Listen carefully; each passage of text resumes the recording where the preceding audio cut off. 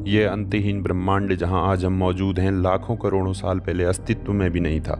हमारी पृथ्वी का निर्माण लगभग 4.5 बिलियन साल पहले हुआ था, लेकिन ये ब्रह्मांड इससे भी कई साल पहले अस्तित्व में आ चुका था।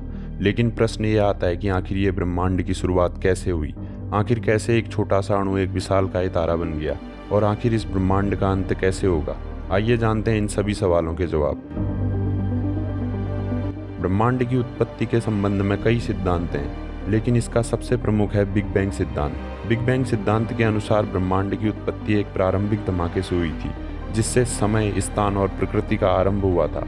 आज से लगभग 13.7 बिलियन साल पहले स्पेस एक छोटे से बिंदु में मौजूद था, जिसका तापमान और घनत्व इनफाइनाइट था, और फिर अचानक इसमें हलचल शुरू हुई, जिससे कि यह हर दिशा में फैलने लगा।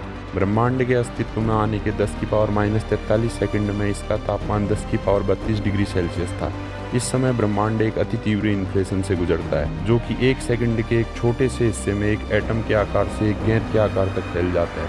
और फिर जैसे ही समय 10⁻32 सेकंड होता है, ब्रह्मांड का तापमान गिर के 10⁻27 डिग्री सेल्सियस हो जाता है, जिसकी वजह से इन्फ्लेशन के बाद ब्रह्मांड में इलेक्ट्रॉन्स, प्रोटॉन्स और क्वार्क्स जैसे पार्टिकल्स उबल रहे होते हैं।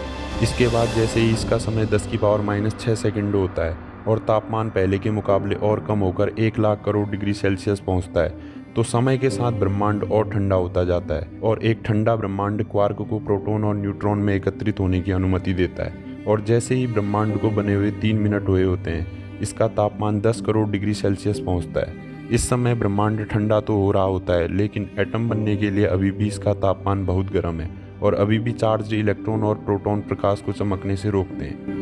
और जैसे जैसे इसका समय बीतता है, ब्रह्मांड और ठंडा होता जाता है, और बिग बैंग से 3 लाख साल बीत जाने के बाद इसका तापमान 1000 डिग्री सेल्सियस पहुंचता है।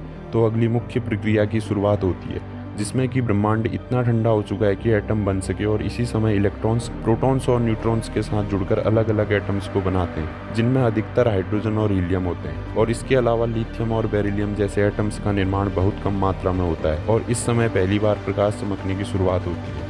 और जैसे ही ब्रह्मांड को अस्तित्व में आए 1 बिलियन साल होते हैं, तापमान -200 डिग्री सेल्सियस पहुंचता है। तो ग्रेविटी के कारण हाइड्रोजन और हीलियम मिलकर विशाल बादल बनाते हैं, जो कि बाद में गैलेक्सीज बन जाते हैं। और इसके साथ साथ गैस के छोटे छोटे बादल मिलकर पहले तारे बनते हैं।